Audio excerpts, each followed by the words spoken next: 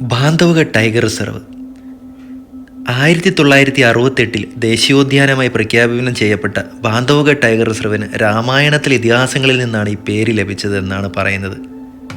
ബാന്ധവഗഡ് tiger റിസർവിലെ കടുവകളുടെ സാന്നിധ്യം കൂടുതലുള്ളതുകൊണ്ട് തന്നെ സൈറ്റിങ്ങിന് chance വളരെ കൂടുതലാണ്. അതുപോലെ തന്നെ പുള്ളിപ്പുലി, wild dog, sloth bear, wild boar, sambar deer, nilgai, spotted deer, grey langur എന്നിങ്ങനെ നിരവധി മൃഗങ്ങളാലും സമ്പന്നമായ ഈ ബാന്ധവഗഡ് ടൈഗർ റിസർവ് വൈൽഡ് ലൈഫിനെ സ്നേഹിക്കുന്നവരുടെ ഒരു പറുദീസ തന്നെയാണ്. വിവിധ തരത്തിലുള്ള മരങ്ങളും പുൽമേടുകളും മുളകളും ഒക്കെയായി നിറഞ്ഞു നിൽക്കുന്ന പ്രദേശങ്ങളും അങ്ങനെ പച്ചപ്പ് നിറഞ്ഞ കാടുകൾ ബാന്ധവഗഡിൽ സഞ്ചരിക്കുന്ന സഞ്ചാരികളെ ഏറെ ആകർഷിക്കുന്നു. മധ്യപ്രദേശിലെ ഉമരിയ ഡിസ്ട്രിക്റ്റിലുള്ള ബാന്ധവഗഡ് ടൈഗർ റിസർവിലെ മോർണിംഗ് സഫാരിയാണ് ബുക്ക് ചെയ്തിരിക്കുന്നത്. രാവിലെ 6 മണിക്ക് സ്റ്റാർട്ട് ചെയ്യുന്ന സഫാരി 11 മണി വരെയാണ് ഉള്ളത്. അതിനായിട്ട് ഈ ടിക്കറ്റ് കൗണ്ടറിൽ വന്നിട്ട് ഓൺലൈനിൽ ബുക്ക് ചെയ്ത ടിക്കറ്റ് കാണിച്ച് അവിടെ നിന്ന് നമുക്ക് ജിപ്സി അലോട്ട് ചെയ്യും. മോർണിംഗ് ടൈമും കാടും ഓപ്പൺ ജിപ്സിയും ഒക്കെ ആയതുകൊണ്ട് തന്നെ നല്ല തണുപ്പാണ്. ബാന്ധവഗഡ് ടൈഗർ റിസർവിലൂടെയുള്ള ആദ്യ യാത്ര ആയതുകൊണ്ട് തന്നെ തണുപ്പും ഒതൊന്നും ഒരു വിഷയമേ ഉള്ള കാര്യമല്ല. സഫാരിക്ക് വരുമ്പോൾ പ്രത്യേകം ശ്രദ്ധിക്കേണ്ട ഒരു കാര്യം എന്ന് പറഞ്ഞാൽ നമ്മൾ ഓൺലൈൻ ബുക്ക് ചെയ്യുമ്പോൾ ഏത് ഐ ഡി ആണോ നമ്മൾ പ്രൊവൈഡ് ചെയ്തിരിക്കുന്നത് ആ ഐ ഡി നമ്മുടെ കൈവശം വെക്കേണ്ടതാണ്. ഇവിടെ ചെക്ക് ചെയ്തതിന് ശേഷമാണ് നമ്മൾ ഉള്ളിലോട്ട് കയറ്റി വിടുക. ബാന്ധവഗഡ് ടൈഗർ റിസർവിന് രാമായണത്തിലെ ഇതിഹാസങ്ങളിൽ നിന്നാണ് ഈ പേര് ലഭിച്ചതെന്ന് പറഞ്ഞല്ലോ. ടൈഗർ റിസർവിന് ഉള്ളിൽ ഒരു പുരാതന കോട്ടയുണ്ട്. ഈ കോട്ട ശ്രീരാമൻ തൻ്റെ സഹോദരൻ ലക്ഷ്മണന് നൽകിയതാണെന്നും വിശ്വസിക്കപ്പെടുന്നു. അതുകൊണ്ട് തന്നെ ബാന്ധവ് സഹോദരൻ ഗർഹ് എന്ന് പറഞ്ഞ കോട്ട, അങ്ങനെയാണ് ബാന്ധവഗഡ് എന്ന പേര് വന്നത്. ഏർലി മോർണിംഗ് ടൈം ആയതുകൊണ്ട് തന്നെ സൈറ്റിങ്ങിന് നല്ല ചാൻസാണ് ടൈഗറിൻ്റെ. അതുകൊണ്ട് തന്നെ ഡ്രൈവറും ഗൈഡും പഗ്മാർക്ക് നോക്കിയാണ് പോകുന്നത്. ബാന്ധവഗഡ് ടൈഗർ റിസർവിൽ 3 കോർ സോണുകളാണുള്ളത്: മഗധി, താല, കിത്തൗലി. ഇപ്പോൾ ഈ സഫാരി ചെയ്യുന്നത് കിത്തൗലി സോണിലൂടെയാണ്. ജിപ്സി സഫാരിയിൽ 6 പേരാണ് ഉള്ളത്. ഏത് കാട്ടിൽ സഫാരിക്ക് പോയാലും പിന്നെ ആദ്യത്തെ സൈറ്റിങ് പറയണ്ടല്ലോ, സ്പോട്ടഡ് ഡിയർ. ബട്ട് എത്ര തവണ കണ്ടാലും നമുക്ക് മതി വരത്തില്ല ഇവരുടെ ആ സൗന്ദര്യം. നവംബർ മാസത്തിലാണ് പോയതുകൊണ്ട് തന്നെ നല്ല തണുപ്പാണ് രാവിലെ. എന്തൊക്കെയാണെങ്കിലും രാവിലെ ടൈഗറിനെ തേടിയുള്ള ഈ യാത്രയിൽ തണുപ്പൊരു വിഷയമുള്ള കേസേ അല്ല. അങ്ങനെ കുറച്ച് മുന്നോട്ട് നീങ്ങിയപ്പോൾ ഒരു സാമ്പാ ഡിയറിനെ കണ്ടേ. നല്ല തണുപ്പാണ്, പക്ഷേ സാമ്പാ ഡിയറെ നോക്കി ആ വെള്ളത്തിൽ ആശാൻ കിടക്കാൻ പോവാണ്. രാവിലത്തെ ടൈം ആയതുകൊണ്ട് തന്നെ നല്ല തണുപ്പാണ്, പക്ഷേ ഈ സാമ്പാ ഡിയറെ നോക്കിക്കേ ആ വെള്ളത്തിൽ കിടക്കുവാണ് ആശാൻ. പൊതുവെ തണുപ്പുള്ള സമയത്ത് ഇതുപോലെ വെള്ളത്തിൻ്റെ സൈഡിൽ കേട്ട് ഇങ്ങനെ കിടക്കുകയും എന്നാൽ നല്ല ചൂട് ഉള്ള സമയത്ത് വെയിലത്ത് കിടക്കുകയൊക്കെ ചെയ്യുമെന്നാണ് പറയുന്നത്. നേരെ ഓപ്പോസിറ്റാണ് ഇവരുടെ പ്രവർത്തികളെന്നാണ് ഗൈഡ് പറയുന്നത്. പുല്ലും മറ്റും ചവിട്ടി ഒതുക്കി തൻ്റേതായ ഒരു പ്രദേശം ഒരുക്കി അവിടെ നിന്നുകൊണ്ട് പെൺമാനുകളെ ആകർഷിക്കുന്ന ഒരു ജീവിയാണ് മ്ലാവുകളുടേത്. ഇണയെ ആകർഷിക്കുന്നതിനായിട്ട് മെയിൽ ഇതുപോലെ നിലത്ത് ചവിട്ടുകയും ദേഹത്ത് ചെളി പറ്റിക്കുകയൊക്കെ ചെയ്യാറുണ്ടെന്നാണ് പറയുന്നത്. പൊതുവെ പ്രായം കൂടുന്തോറാണ് മെയിൽ സാമ്പാ ഡിയറിന് കാണാനുള്ള ചന്തവും പ്രൗഢിയൊക്കെ വർദ്ധിക്കുന്നത്. കാരണമൊന്നുമല്ല, ഈ കൊമ്പുകളുടെ ആ വളർച്ചയും ഒക്കെ ആയിട്ട് പ്രായമാകുന്തോറും ഇവരെ കാണാൻ നല്ലൊരു ഭംഗി തന്നെയാണ്. രാവിലത്തെ സൈറ്റിംഗ് എന്താണെങ്കിലും കൊള്ളാം, ഒരു വേറിട്ടൊരു കാഴ്ചയായിരുന്നു. ഒരുപാട് നേരം സാമ്പാ ഡിയറിൻ്റെ ഈ കാഴ്ചകളൊക്കെ കണ്ട് മുന്നോട്ട് നീങ്ങിയപ്പോൾ റോഡിലിതാ ഫ്രഷ് പഗ്മാർക്ക് ടൈഗറിൻ്റെ പഗ്മാർക്കും നോക്കി ഇതാ മുന്നോട്ട് നീങ്ങിയപ്പോൾ അവിടെ നിന്ന് ഇതാ മോനെ ഒരു ടൈഗർ. എന്താ സൈറ്റിങ്! ഹെഡ് ഓൺ സൈറ്റിങ് കിട്ടുക എന്ന് പറയുന്നത് ഒരു ഭാഗ്യം തന്നെയാണ്. ഇവരുടെ സ്വന്തം കാടായതുകൊണ്ട് തന്നെ ഇവർക്ക് പോകേണ്ട വഴിയുമായതുകൊണ്ട് നമുക്ക് നമ്മുടെ ജീപ്പ് പുറകോട്ട് എടുക്കേണ്ടി വന്നു. ഒരു കൂസലും ഇല്ലാണ്ടുള്ള വരവ് നോക്കിക്കേ, എന്താ ഗാംഭീര്യം അല്ലേ!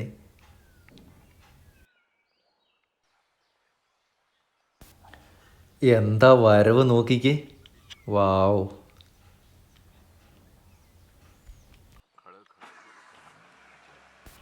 ഇവിടുത്തെ ടൈഗറിൻ്റെ സൗന്ദര്യം ആ സൈസും വേറൊരു ലെവല് തന്നെ.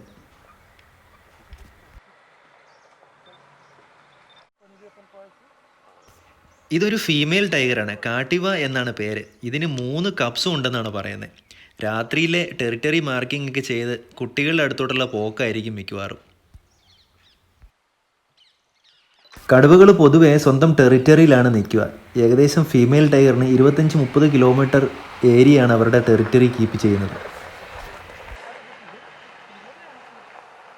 സാധാരണ ടൈഗർ ഇവിടെ നിന്ന് ഇപ്പോൾ ഇറങ്ങിയിട്ട് മറുവശത്തെ ആ റോഡിലോട്ട് കയറുകയാണ് പതിവ്. പതിവ് തെറ്റിക്കാണ്ട് റോഡിലൂടെ മുന്നോട്ട് വീണ്ടും ടൈഗർ നടക്കുകയായി. അതിന് പുറകെ നമ്മുടെ സഫാരി വണ്ടികളും. രാവിലെ തന്നെ മരം കുളിർക്കുന്നൊരു കാഴ്ച തന്നെയായിരുന്നു. ഇത്രയും നല്ല സൈറ്റിങ് എവിടെ കിട്ടാൻ.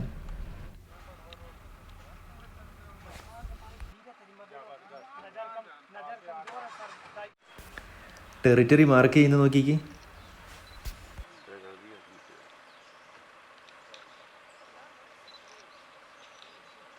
ടൈഗർ പൊതുവെ ഇങ്ങനെയുള്ള റോഡുകളിലൂടെ സഞ്ചരിക്കാനാണ് ഇഷ്ടപ്പെടുന്നത്. കാരണം മറ്റൊന്നുമല്ല, വഴിയിലൂടെ സഞ്ചരിക്കുമ്പോൾ കാൽപാദത്തിന് പരിക്കുകളൊന്നും കൂടാണ്ട് വളരെ ഈസി ആയിട്ട് നടക്കാനായിട്ട് പറ്റും.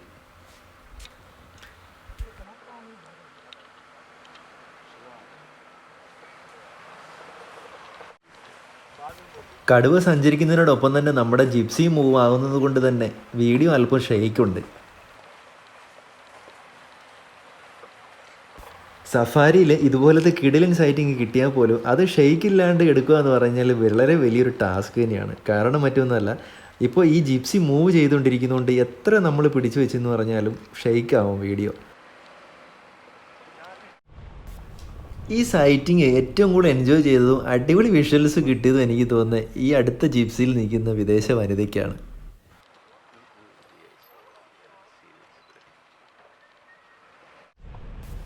ഇവിടെ ടൈഗർ സൈറ്റിങ് കിട്ടിയാലും ജീപ്പും ടൈഗറും തമ്മിൽ ഏകദേശം 100 മീറ്ററോളം ഡിസ്റ്റൻസ് നമ്മൾ കീപ്പ് ചെയ്യണമെന്നുണ്ടേ.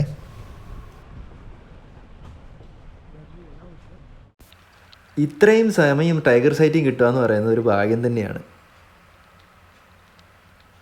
പൂച്ച കുടുംബത്തിലെ ഏറ്റവും വലുതും ശക്തിയേറിയതുമായ ജീവിയാണ് കടുവ. സ്വന്തം ഭാരത്തിൻ്റെ ഇരട്ടിയുള്ള ഇരകളെ കീഴടക്കാനും അതുപോലെ തന്നെ അവയെ വലിച്ചുകൊണ്ട് പോകാനും വളരെ ഈസി ആയിട്ട് കടുവകൾക്ക് പറ്റും. ടൈഗർ സൈറ്റിങ് തുടങ്ങിയിട്ട് ഇപ്പോൾ ഏകദേശം ഒരു അരമുക്കാൽ മണിക്കൂർ ആയതുകൊണ്ട് തന്നെ പുറകിലെല്ലാം അത്യാവശ്യം ജിപ്സിക്കാരെല്ലാം എത്തിയിട്ടുണ്ട്. മാക്സിമം ഇവിടെ വന്ന സഫാരിക്കാർക്കെല്ലാം തന്നെ സൈറ്റിങ് കിട്ടിയെന്നുള്ളതാണ്. എന്താ സൈറ്റിങ്, ഒന്നും പറയണ്ട. എനിക്ക് തോന്നുന്നു മെമ്മറി കാർഡ് തന്നെ ഫുള്ളാകാനായിട്ടുണ്ടെന്ന് തോന്നുന്നു. അത്ര നേരത്തെ സൈറ്റിംഗ് ആയിരുന്നു. ഒരുപാട് നേരത്തെ സൈറ്റിങ്ങിന് ശേഷം കാട്ടുക എന്ന് പറഞ്ഞ ഫീമെയിൽ ടൈഗർ കാടിനുള്ളിലോട്ട് നീങ്ങി. കാടിൻ്റെ പുതിയ കാഴ്ചകൾ കാണാനായിട്ട് നമ്മൾ മുന്നോട്ടും അങ്ങ് നീങ്ങി.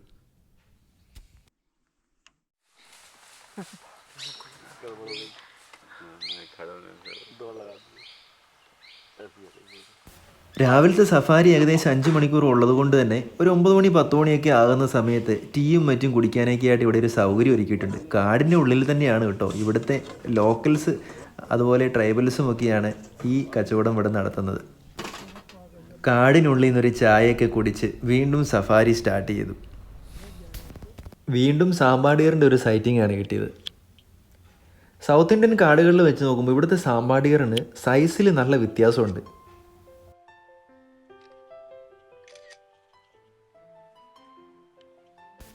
കാട്ടിലൂടെയുള്ള യാത്ര എന്ന് പറയുന്നത് ഇതൊക്കെ തന്നെയാണ്. സാമ്പാടിയറിനൊക്കെ നമ്മൾ ഒരുപാട് കണ്ടിട്ടുണ്ടെങ്കിലും ഇങ്ങനെ ഒരു രംഗം നമ്മൾ കണ്ടിട്ടുണ്ടാവല്ലോ. നോക്കിക്ക്, താഴെ ഒരുപാട് പുല്ലൊക്കെ ഉണ്ടെങ്കിലും ആശാന് മോളിൽ നിന്ന് ഇങ്ങനെ എത്തി വലിഞ്ഞിട്ട് ആ മരത്തിൻ്റെ ആ ഇലകൾ തിന്നാനാണ് ഇഷ്ടമെന്ന് തോന്നുന്നു.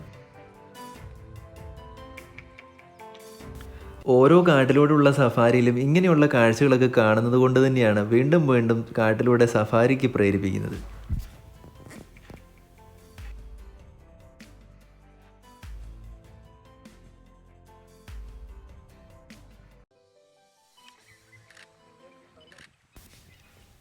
സൗത്ത് ഇന്ത്യൻ കാടുകളിൽ കാണപ്പെടാത്തതും നോർത്ത് ഇന്ത്യയിൽ കോമൺ ആയിട്ടുള്ള ബ്ലൂ ബുള്ള് അല്ലെങ്കിൽ നീൽഗായി.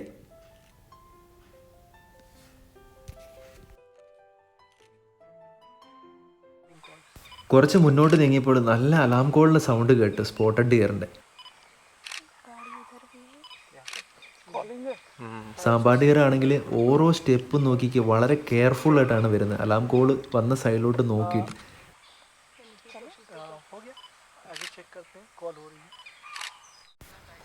ടൈഗർ അല്ലെങ്കിൽ ലെപ്പേർഡ് മൂവ്മെൻറ്റ്സ് സ്പോട്ടഡ് ഡിയറോ സാമ്പാർ ഡിയറോ ഗ്രേ ലംഗൂറോ ഒക്കെ കണ്ടു കഴിഞ്ഞാൽ മറ്റുള്ളവർക്ക് സിഗ്നൽ കൊടുക്കാനായിട്ട് അവർ അലാം കോൾ ചെയ്യും. എന്താണെങ്കിലും ഒരുപാട് നേരം വെയിറ്റ് ചെയ്തതിന് ശേഷം അവിടെ മൂവ്മെൻറ്റ്സ് ഒന്നും നമുക്ക് കിട്ടിയില്ലേ. സാമ്പാർ ഡിയറിൻ്റെ പുറകിൽ നോക്കി വൈൽഡ് ബോർ. പൊതുവേ സൈറ്റിങ് കിട്ടിയാൽ തന്നെ ഉടനെ ഓടിപ്പോകുന്ന ആളാണ് ഈ ബാർക്കിംഗ് ഡിയർ. പറഞ്ഞതുപോലെ ഇതാ ഓടിപ്പോയി. കുറച്ചുകൂടെ മുന്നോട്ട് നീങ്ങിയപ്പം കിട്ടിയ സൈറ്റിങ് സ്ലോത്ത് ബിയറിൻ്റെ ഒരു കിടിലൻ സൈറ്റിംഗ് ആയിരുന്നേ. ഏറ്റവും സങ്കടം വന്ന നിമിഷം എന്ന് പറഞ്ഞാൽ ഈ സ്ലോത്ത് ബിയർ ഇവിടുന്ന് റോഡ് ക്രോസ് ചെയ്തിരുന്നു, ബട്ട് ഞാൻ ക്യാമറ റെക്കോർഡ് ചെയ്യാൻ വിട്ടുപോയി എന്നുള്ളതാണ്. സഫാരിയുടെ ടൈം ഏകദേശം കഴിയാനായിരിക്കുകയാണ്. കിത്തവലി സൂണിലെ എന്താണേലും കാഴ്ചകൾ ഒന്നും പറയണ്ട. ഇനി നമുക്ക് ഇവിടുന്ന് റൂമിൽ ചെന്ന് ഭക്ഷണമൊക്കെ കഴിച്ചിട്ട് ടെസ്റ്റ് ചെയ്ത് നല്ലൊരു ഉറക്കമൊക്കെ കഴിഞ്ഞ് മോർണിംഗിൽ തല സോണിലെ സഫാരിക്ക് പോകണം. ബാന്ധവഗഡ് ടൈഗർ റിസർവിലെ മോർണിംഗ് സഫാരി 5 മണിക്കൂറും ഈവനിങ് സഫാരി 3 മണിക്കൂറുമാണ് ഉള്ളത് കേട്ടോ. ബാന്ധവഗഡ് ടൈഗർ റിസർവിൽ 3 കോർ സോണുകളാണ് ഉള്ളതെന്ന് പറഞ്ഞല്ലോ. മഗധി, തല, അതുപോലെ കിതൗലി. തല സോണാണ് കേട്ടോ ഏറ്റവും ഭംഗിയുള്ള സോണ്. കാരണം ഇവിടുത്തെ കാടിൻ്റെ ഭംഗി എന്ന് പറഞ്ഞാൽ പ്രത്യേക ഒരു ഭംഗി തന്നെയാണ്. കാടായാലും അതുപോലെ പാറക്കെട്ടുകൾ കൊണ്ടും മലനിരകളാലും എല്ലാം കൊണ്ടും ഒരു പ്രത്യേക ഒരു ഭംഗിയാണ് ഇവിടുത്തെ കാടിന്. ഇവിടെ പ്രോപ്പറായി ചെക്ക് ചെയ്തതിന് ശേഷം മാത്രമാണ് ഉള്ളിലോട്ട് വിടുന്നത്. ഉള്ളിലോട്ട് കയറുമ്പം തന്നെ ഇവിടെ എലഫൻസിനെ കാണാനായിട്ട് പറ്റും. പണ്ട് ഇവിടെ എലഫൻറ്റ് സഫാരിയും മറ്റും ഒക്കെ ഉണ്ടായിരുന്നു. ഇപ്പോൾ ഇവിടെ ഈ എലഫൻസിനെ യൂസ് ചെയ്യുന്ന പറഞ്ഞത് ജംഗിൾ പെട്രോളിങ്ങിനും മറ്റുമൊക്കെ ആയിട്ടാണ് ഉപയോഗിക്കുന്നത്. ഇത് വൈൽഡ് എലഫൻസ് അല്ല കേട്ടോ, നല്ല ഇണക്കിയ കുങ്കിയാനകളാണ്. ഞാൻ പറഞ്ഞതുപോലെ തന്നെ പെട്രോളിങ്ങിനും മറ്റും ഫോറസ്റ്റിലെ ആവശ്യത്തിന് വേണ്ടിയിട്ടാണ് ഇവയെ ഉപയോഗിക്കുന്നത്. പിന്നെ ബാന്ധവഗഡ് ഈ ടൈഗർ റിസർവിൽ വൈൽഡ് എലഫൻസും ഉണ്ട് കേട്ടോ. സഫാരി സ്റ്റാർട്ട് ചെയ്തപ്പം തന്നെ റോഡിൽ എന്താണെങ്കിലും പഗ്മാർക്കൊക്കെ കാണുന്നുണ്ട്.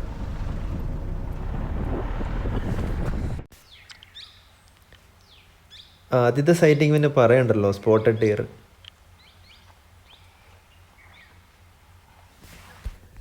ഇത് കണ്ടോ ടൈഗർ ടെറിറ്ററി മാർക്ക് ചെയ്തേക്കുന്നത്. ടൈഗർ ടെറിറ്ററി മാർക്ക് ചെയ്യുന്നതോടൊപ്പം തന്നെ നഖം ക്ലീൻ ചെയ്യുന്നതാണെന്നും പറയുന്നുണ്ട് കേട്ടോ. ഇത് പ്രത്യേകതരം മരത്തിൽ മാത്രമാണ് ഈ ടൈഗർ ടെറിറ്ററി മാർക്ക് ചെയ്യുന്നത്. ഉണങ്ങിയ മരച്ചില്ലയുടെ മുകളിൽ ഇരിക്കുന്ന നോക്കി റിഗ്നെക്കഡ് പാറാക്കീറ്റ്. ഇന്ത്യൻ വൈൽഡ് കോർ, അതല്ലെങ്കിൽ കാട്ടി. പശു കുടുംബത്തിലെ ഏറ്റവും വലിയ ജീവിയാണിത്. പൊതുവെ എല്ലാ കാടുകളിലും നമുക്ക് സൈറ്റിംഗ് തരുന്ന ഒരാളാണ് ഇന്ത്യൻ വൈൽഡ് കോർ. സഫാരിക്ക് നമ്മുടെ കൂടെ ഉള്ള ഈ ഗൈഡ് നല്ല അടിപൊളി ഒരു ഗൈഡായിരുന്നേ. ബാന്ധവഗഡിൻ്റെ ചരിത്രവും അതുപോലെ ഈ കാട് എന്ന് പറയുന്ന ഒരു രാജാവിൻ്റെ ആയിരുന്നു. ആ രാജാവ് ഫോറസ്റ്റ് ഡിപ്പാർട്ട്മെൻറ്റിന് കൈമാറിയതാണ് ഈ കാട് ബാന്ധവഗഡ്.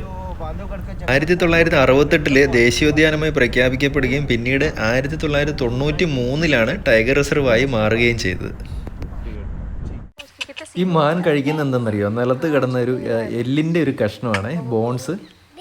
അത് കഴിക്കുന്ന എന്താണെന്ന് വെച്ച് കഴിഞ്ഞാൽ കാൽസ്യത്തിൻ്റെ അളവ് നിലനിർത്താൻ വേണ്ടിയിട്ടാണെന്ന് പറയുന്നത് ശരീരത്തിൽ. എന്താ അല്ലേ, മനുഷ്യരെ പോലെ തന്നെ മൃഗങ്ങൾക്കും അവരുടെ ശരീരത്തിൽ എന്താണോ വേണ്ടതെന്ന് അറിയാം കേട്ടോ.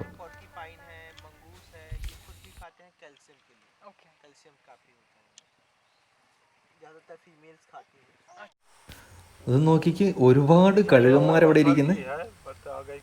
നല്ല ദൂരം ഉള്ളത് കൊണ്ട് തന്നെ നമ്മുടെ ക്യാമറയിലെ വിഷ്വൽസ് അത്ര ക്ലിയർ അല്ല. ഞാൻ ആദ്യമായിട്ടാണ് കേട്ടോ കഴുകന്മാരെ കാണുന്നത് ലൈവായിട്ട്. എന്താ രസമല്ലേ നോക്കിക്കേ വ്യൂ. ഈ ബാന്ധവഗഡ് 32 മലനിരകളാൽ ചുറ്റപ്പെട്ടതാണ്. അതുപോലെ തന്നെ വിന്ധ്യാഞ്ചൽ പർവ്വതനിരയുടെ ഒരു ഭാഗമായിട്ടാണ് വരുന്നത്. എന്താ വ്യൂ അല്ലേ.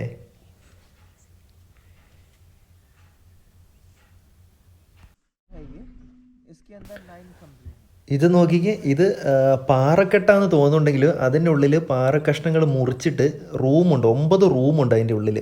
പട്ടാളക്കാർ അതിൻ്റെ ഉള്ളിൽ നിന്നിട്ടുണ്ടായിരുന്നാണ് പറയുന്നത്. പണ്ട് കാലത്തെ രാജാക്കന്മാരുടെ ആ സമയത്ത് പട്ടാളക്കാർ ഇതിനുള്ളിൽ താമസിക്കുമായിരുന്നു പറഞ്ഞ്. പണ്ടൊക്കെ എന്ന് പറഞ്ഞാൽ ഇവിടെ ജിപ്സി നിർത്തിയിട്ട് സഫാരി വണ്ടി നിർത്തിയിട്ട് സഫാരിക്കുള്ള ആൾക്കാർക്ക് ഇതിനുള്ളിൽ കയറാനായിട്ട് വരുന്നത്, ഈ റൂമിനുള്ളിൽ കയറാനായിട്ട് പറ്റുമായിരുന്നു.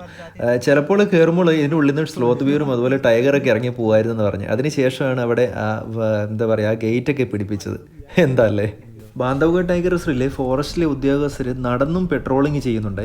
നമ്മൾ ഈ സഫാരിക്ക് പോകുന്ന ഈ വഴികളോടെല്ലാം അവർ നടന്നും പെട്രോളിങ്ങും ചെയ്യും. ഇതുപോലെ പെട്രോളിങ് ചെയ്തുകൊണ്ടിരുന്ന 2 പേരെ അവിടെ നിർത്തിയിട്ട് അവരുടെ അന്വേഷണ വിവരങ്ങളൊക്കെ അറിഞ്ഞ് അവരുടെ കയ്യിൽ എന്താ പറയുക, ഒരു ആയുധം ഉണ്ടായിരുന്നേ. നോക്കിക്ക്, മരങ്ങൾ ചില്ലകളൊക്കെ മുറിക്കാനൊക്കെ ആയിട്ടാണ്. അതുപോലെ സ്വയം രക്ഷയ്ക്കും വേണ്ടി ഉപയോഗിക്കും അത്. ഈ ടൈഗറൊക്കെ വന്നു കഴിഞ്ഞാൽ നിങ്ങൾക്ക് ഈ പേടിയില്ലേന്ന് ചോദിച്ചു കഴിഞ്ഞപ്പോൾ അവർ പറഞ്ഞു വെച്ചാൽ ഈ ആയുധം കാണിച്ചു കഴിഞ്ഞാൽ അതിൻ്റെ ആ ഷൈനിങ് ഉണ്ടല്ലോ അത് കണ്ടിട്ട് പേടിച്ചിട്ട് ചിലപ്പം ടൈഗർ പോകുമെന്ന് പറഞ്ഞു.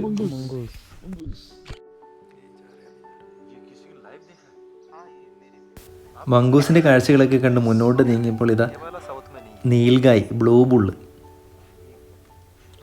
ഏഷ്യൻ ആൻറ്റിലോപ്പുകളിൽ ഏറ്റവും വലിയ ഇനമാണ് നീൽഗായ് അല്ലെങ്കിൽ ഈ ബ്ലൂ ബുള്ള്.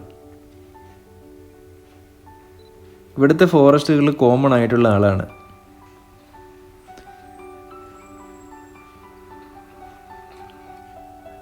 നോക്കിക്കേ, ഒരു ബ്ലൂ ബുള്ളിൻ്റെ ഒരു കുഞ്ഞ്. ബാന്ധവ്ഗഡ് ടൈഗർ റിസർവിലെ എല്ലാ കോർ സോണുകളിലും തന്നെ ഇതുപോലെ ബ്രേക്കിനായിട്ട് അടിപൊളി ഒരു സൗകര്യം ഒരുക്കിയിട്ടുണ്ട്. ചായയും മാഗിയും ഓംപ്ലേറ്റും നമുക്ക് അത്യാവശ്യം കഴിക്കാനുള്ള എല്ലാ സാധനങ്ങളും തന്നെ ഇവിടെ കിട്ടുമെന്നുള്ളതാണ്. ഇവിടെ ഇതുപോലെ തന്നെ ഇവിടുത്തെ ലോക്കൽസാണ് ഇതിനുള്ള സൗകര്യം ഒരുക്കി വെച്ചിരിക്കുന്നത്.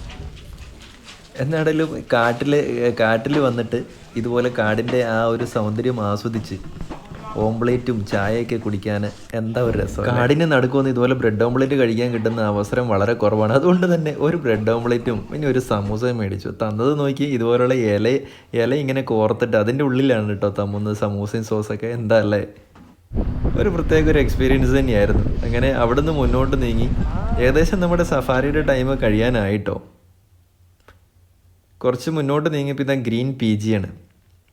അതിൻ്റെ തൊട്ടപ്പുറത്തെ മരത്തിൽ നോക്കി നമ്മൾ നാട്ടിൽ സാധാരണ കാണുമെന്ന് പറഞ്ഞാൽ പേരായിട്ടാണ് ഈ വേഴാമ്പലയൊക്കെ കാണാറ്. ഇപ്പം നോക്കിക്ക് ഒരു കൂട്ടമുണ്ട്. അതെന്താണ് എന്ന് ഇവരുടെ ഗൈഡിനോട് ചോദിച്ചപ്പോഴും അവർക്കും അറിയത്തില്ല. അവരും സാധാരണ ഇങ്ങനെ പേരായിട്ടാണ് ഈ വേഴാമ്പലിനെ കാണാറുള്ളത്.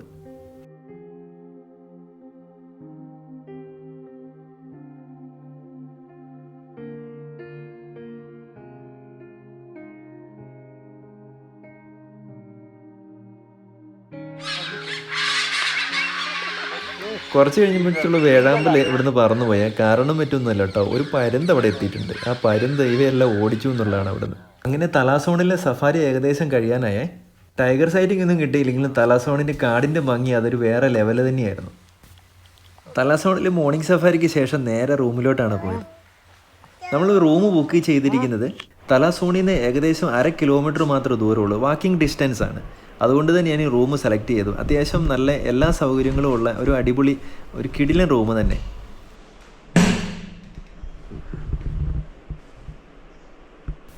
അത്യാവശ്യം എല്ലാ സൗകര്യം തന്നെയുണ്ട്. നമുക്കൊരിക്കലും കുറ്റം പറയാനായിട്ട് പറ്റില്ല കേട്ടോ. റൂമും ആണെങ്കിലും ഇവിടുത്തെ സൗകര്യങ്ങളാണെങ്കിലും നോക്കിക്കേ, ഒരു ഹോം സ്റ്റേയുടെ ഒരു ഫീലിംഗ് ആണ്. പുറത്തോട്ട് നോക്കി ഫുള്ള് പൂക്കളും ഒക്കെ ആയിട്ട് വേറിട്ടൊരു കാഴ്ച തന്നെയാണ്. ഫുഡാണെങ്കിലും സ്റ്റാഫാണെങ്കിലും ഇവിടുന്ന് നമ്മുടെ സഫാരി പോയിന്റിലോട്ടുള്ള ദൂരവും എല്ലാം കൊണ്ടും നല്ലൊരു റൂം തന്നെയായിരുന്നു.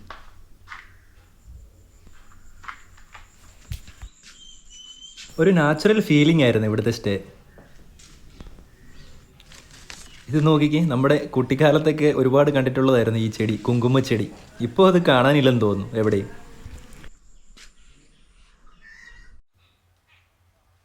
അതുപോലെ തന്നെ ഈ റൂമിൽ ഇരുന്നുകൊണ്ട് തന്നെ ലങ്കൂറൊക്കെ നമ്മുടെ തൊട്ടടുത്ത് നമ്മൾ മുകളിൽ നിൽക്കുമ്പോഴാണ് തൊട്ടടുത്ത മരങ്ങളിലൊക്കെ ഈ ലങ്കൂർ വരും ഇഷ്ടം പോലെ.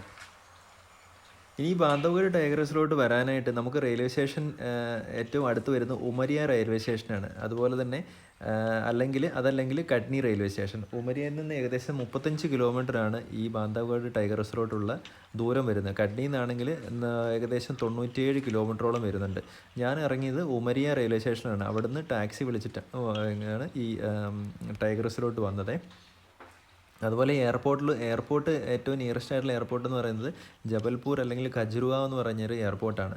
എയർപോർട്ടിൽ ഫ്ലൈറ്റിലുള്ള വരവെന്ന് പറഞ്ഞാൽ നമ്മുടെ നാട്ടിൽ നിന്ന് ഭയങ്കര എക്സ്പെൻസീവ് ആയിരിക്കും. അതിൽ ഏറ്റവും ബെസ്റ്റ് എന്ന് പറഞ്ഞാൽ കട്നി വരെ നമ്മുടെ നാട്ടിൽ നിന്നിട്ടും കേരളത്തിൽ നിന്നിട്ടും ട്രെയിൻ കിട്ടുന്നതാണ്. ആ ട്രെയിൻ കയറി കട്നിയിൽ ഇറങ്ങിയിട്ട് കട്നിയിൽ നിന്ന് ബസ് പൊതുവേ കുറവാണ്, അല്ലെങ്കിൽ ടാക്സിക്ക് വരിക എന്നുള്ളതാണ്.